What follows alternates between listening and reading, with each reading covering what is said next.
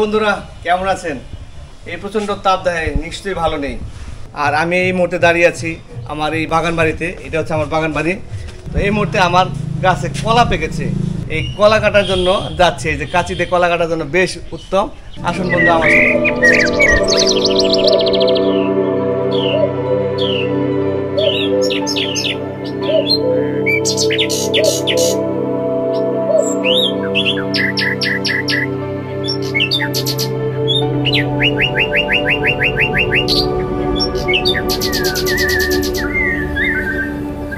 এই হচ্ছে কলা, গাছের কলা। এটা এটা মানে এত গরম পড়ছে আর এত রোদ, এই কলাগুলি পেকে গেছে ভিতরে, একদম কলাগুলি পেকে গেছে।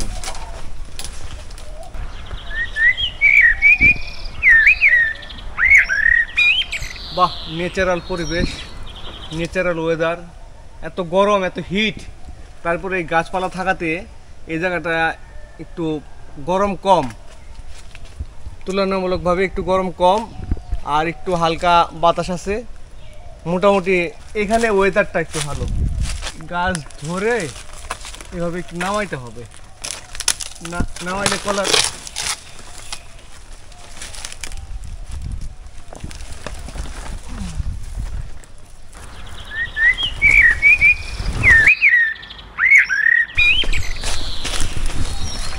আগে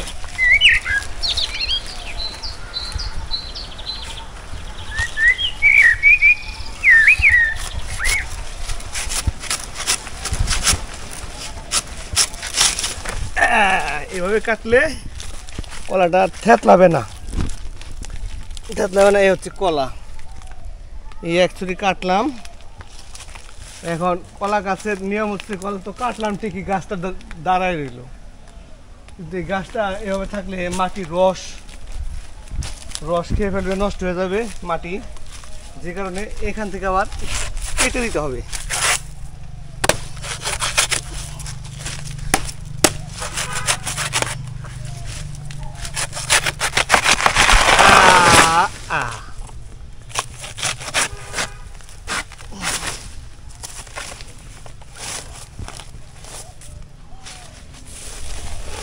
কষ্ট আছে। এখন এই গাছটা পচে আবার সার হবে। চলুন বন্ধুরা, আরেকটা আছে ওই পাশে, আরেকটা কেটে আসি। এই যে আরেকটা, এইটাও ঠিক একই পদ্ধতিতে কাটবো।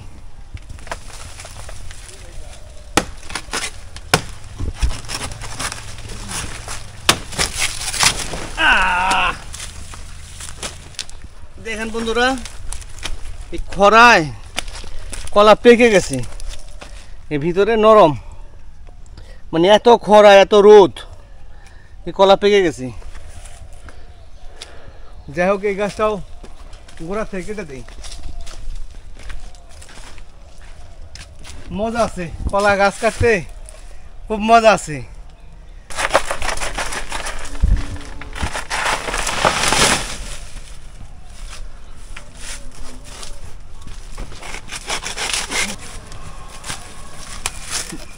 এই গাছের গোড়া থেকে না কাটলে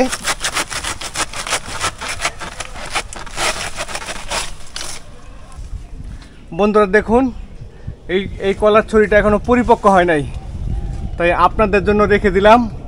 আপনারা আসবেন, খাবেন, এই চিন্তা করে এই ছড়িটা কাটলাম না। বন্ধুরা ওই যে আছে আরেক ছড়ি, এটা আরও প্রায় 1 থেকে 1.5 মাস পরে পাকবে। এটা রইল, তারপরে ওই যে আরেকটা ছড়ি আছে, এইটাও 1 থেকে 1.5 মাস পরে পাকবে, আর এইটাও পাকবে 1 থেকে 1.5 মাস পরে। এই তিনটা একই সময় পাকবে। সো বন্ধুরা, এই তিনটার কাটলাম না, আপনাদের জন্য রেখে দিলাম। আপনারা আসবেন, এই জন্য রেখে দিলাম। আর এই নিচ দিয়ে লাগানো হয়েছে কচু হবে, নিচ দিয়ে কচু লাগানো হয়েছে। কলা গাছের পাশেই দেখেন বন্ধুরা করলা গাছ, এই যে করলা হয়েছে, ভিতরে ভিতরে অনেক করলা আছে। প্রায় 1 কেজি পরিমাণ হবে। নিচ দিয়ে বোনা হয়েছে মিষ্টি আলুর গাছ, এগুলি সব মিষ্টি আলু। বন্ধুরা দেখুন, এই হচ্ছে আমার বাগান বাড়ি। এই বাগান বাড়িতে আসলে আপনারা যদি আসেন তাহলে আপনাদের এমনিতে মন ভালো হবে। দেখেন পাতার মরমর শব্দে যে আওয়াজটা এই কানে যখনই লাগবে একটা ন্যাচারাল একটা ফিলিংস তৈরি হবে ভিতরে, কি যে দারুণ। দেখুন চারদিকটা কি পরিমাণ সবুজ, পাখির কলকাকলিতে মুখর, শুনতে পাচ্ছেন?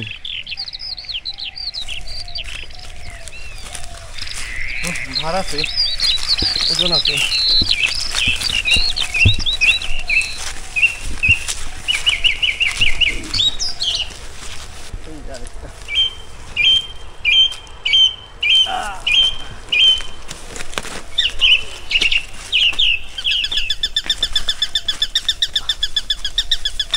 এর আগেও আমরা আরেকবার কলা কাটছিলাম, তখন আপনাদেরকে ভিডিওতে দেখাইছি। অসংখ্যবার এখান থেকে কলা কেটে নিয়েছি, এবারই প্রথম না, আর অনেকবার কলা কাটা হয়েছে।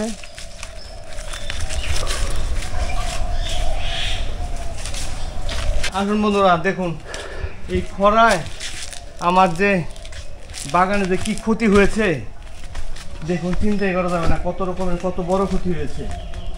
আসুন বন্ধুরা, আপনাদেরকে দেখো কি পরিমাণ ক্ষতি হয়েছে। এই দেখেন বন্ধুরা, এই যে ডাটা গাছ লাগাইছিলাম শখ করে, ডাটা গাছ, এই ডাটা গাছগুলিতে এই খরায় সব নষ্ট হয়ে গেছে। এখানে প্রায় 10% জায়গা আছে, এই 10% জায়গার মধ্যে ডাটা গাছ লাগাইছিলাম, এই ডাটা গাছগুলি নষ্ট হয়ে গেছে। তারপর লাগাইছিলাম ডাটা গাছের নিচ দিয়ে পাশাপাশি বেগুন গাছ লাগাইছিলাম, এই বেগুন গাছগুলি বড়ই হচ্ছে না।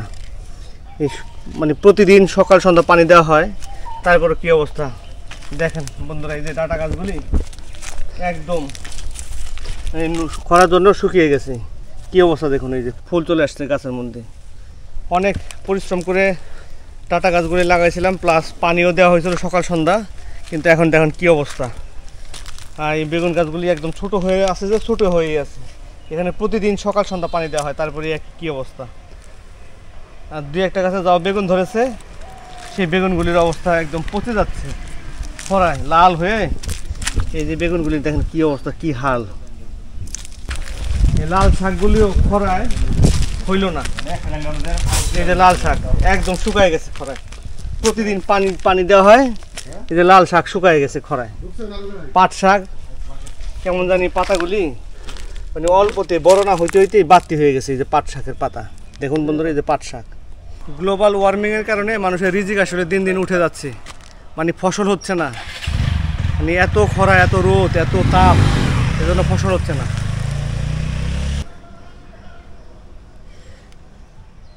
ঘাম বেরোচ্ছে এই একটু কাজ করে। বন্ধুরা বুঝুন, একজন কৃষক কত কষ্ট করে ফসল উৎপাদন করে। আমরা শহরে কিংবা নগরে বসে কি আরাম করে খাই, কৃষক ন্যায্য মূল্য পায় না। আমরা যদি এই মধ্যস্বত্বভোগীদেরকে বাদ দিয়ে সরাসরি কৃষকের কাছ থেকে পণ্য ক্রয় করি, তাহলে কৃষক কিন্তু লাভবান হবে এবং ন্যায্য মূল্য পাবে।